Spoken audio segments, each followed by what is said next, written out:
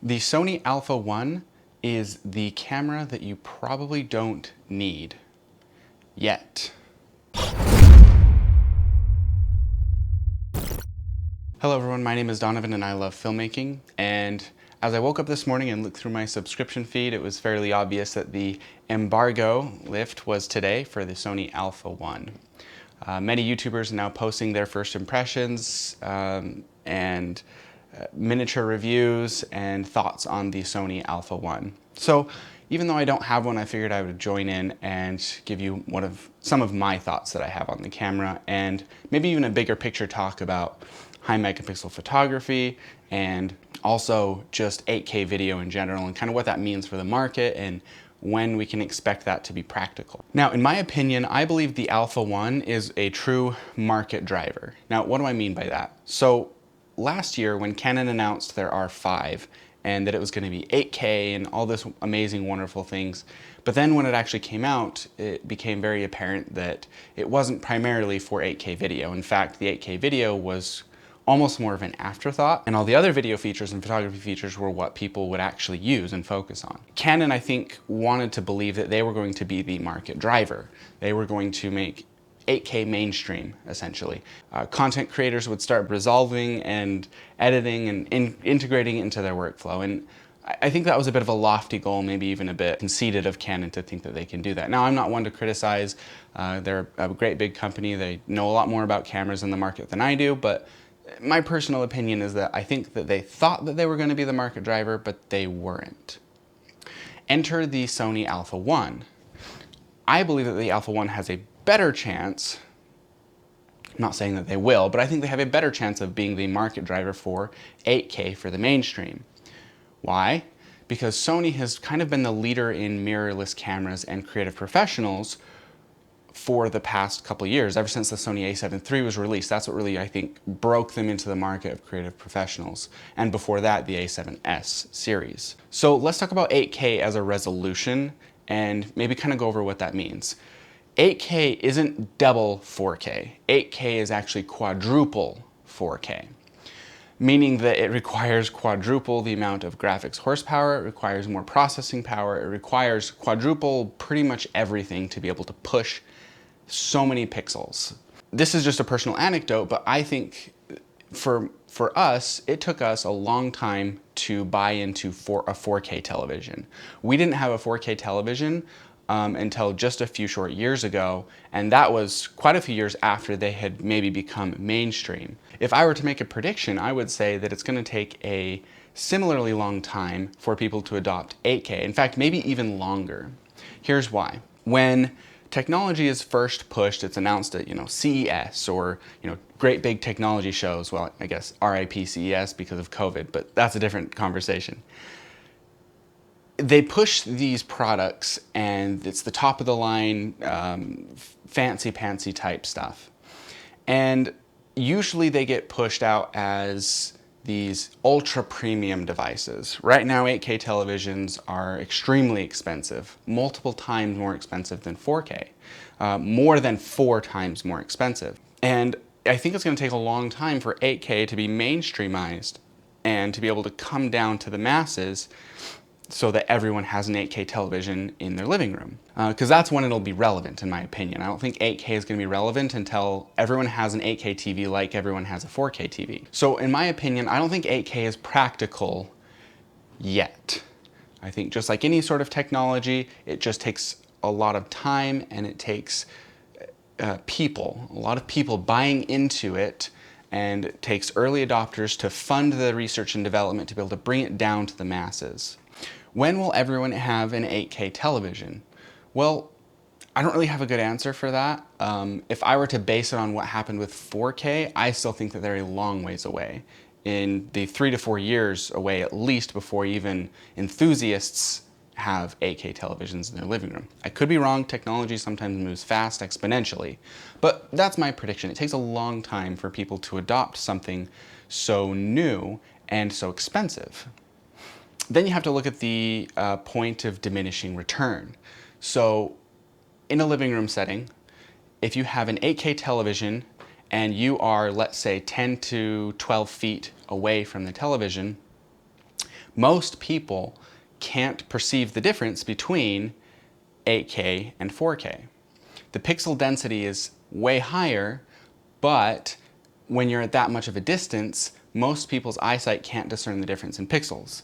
And so a lot of people, they'll walk into a Best Buy or what have you, and they might end up getting an 8K TV merely because they were just wanting to buy the best TV, but not because they saw it right next to a 4K television and said, no, I want that one because it looks sharper and crisper. I don't think that's what's going to happen. I think that 8K, once it becomes mainstream, once it's adopted by the masses, it's more so going to be an inherent premium feature rather than a reason to buy over a 4K TV. So swinging back to the Sony Alpha 1, I think that it's an amazing looking camera. The specs look great, but I think that if you are going to buy it, I don't think that you should buy it because it does 8K. Just like you shouldn't buy a Canon R5 because it does 8K. Even though the Sony Alpha 1 does do 8K a bit better in the sense that it can record for longer times without overheating, it's more sensible, the cooldown times are much shorter. Right now, 8K doesn't make any sense for the professionals and the consumers. For now, again, like I said, I'm huge asterisk. I believe that it will eventually become mainstream. So in my opinion, if you're in the market to buy the ultimate hybrid camera, one that can shoot video just as good as the A7S III, which is what I'm shooting on now, and shoot photography just as good as the A7R4 or A7R3 or the like of a high megapixel camera, then the A1 makes a ton of sense. It's a great camera. It can shoot 30 FPS at 50 megapixels. That's a big deal, especially for sports photographers, wildlife photographers, and even somebody like a wedding photographer. I think it can make a lot of sense. And especially if you are maybe kind of a dual shooter in the sense that sometimes you go out and do professional photography and other times you use your same camera, you know, one-man show, use the same camera to do some videography as well. Then it makes a lot of sense. But for the majority of people who maybe already have Sony Alpha cameras, an A7S III, or even older cameras like an A7 III or an R3 or something like that, I don't think it makes a ton of sense to upgrade to the Sony Alpha 1, especially considering it's almost double the price of the A7S III at $6,500. So ultimately, my thoughts on the Sony Alpha 1 as a video camera are that I think it makes sense for somebody who also needs the photography features. I'm still not convinced that the 8K is a reason to buy the camera.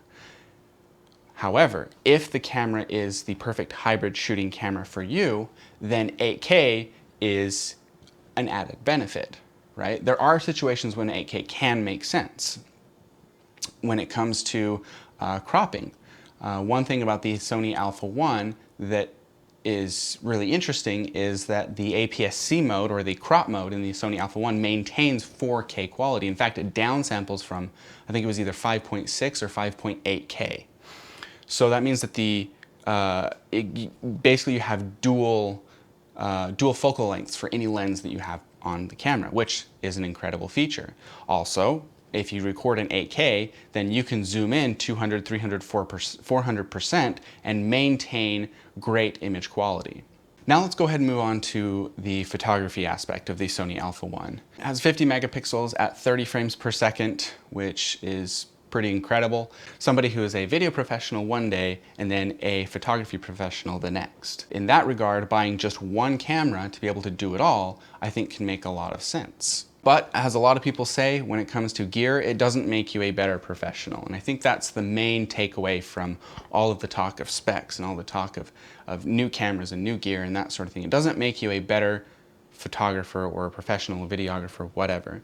If you know how to use it right, it can increase your quality, but it doesn't increase your ability to have happy customers. It doesn't increase your ability to make more money most of the time. So to wrap up, in my opinion, I think it's a great camera. I'm not discouraging anyone from buying it. I personally wouldn't be interested in it even if I hadn't already purchased an A7S III. I think that it really kind of brings up this conversation about 8K. And again, like I said, I know Canon tried to bring up that conversation last year, but all everyone could talk about was the overheating, so that kind of overshadowed the conversation about 8K. And that is that, should it be mainstream? And of course my opinion is yes. I'm all for technology improving. I love it when technology gets better and better and better, and I love it when it gets cheaper and more accessible to consumers. Just like any brand new technology, most of the time I don't think you should buy it because of such a specific niche feature that might be useful in the future. I think buy something based on how well it's going to serve you today, not how well you think it's going to serve you tomorrow. And that again ties in with 8K. 8K is something that really isn't going to serve anybody today that well. You can do some cropping, you can do some pretty interesting things with 8K, but as far as does it make you a better filmmaker? No, I don't think so. Thanks again for watching. If you like content like this, be sure to like and subscribe for more. I plan on making more videos like this in the future for sure. Like and subscribe, hit that bell notification to be notified whenever I upload new videos, and we'll catch you guys in the next video.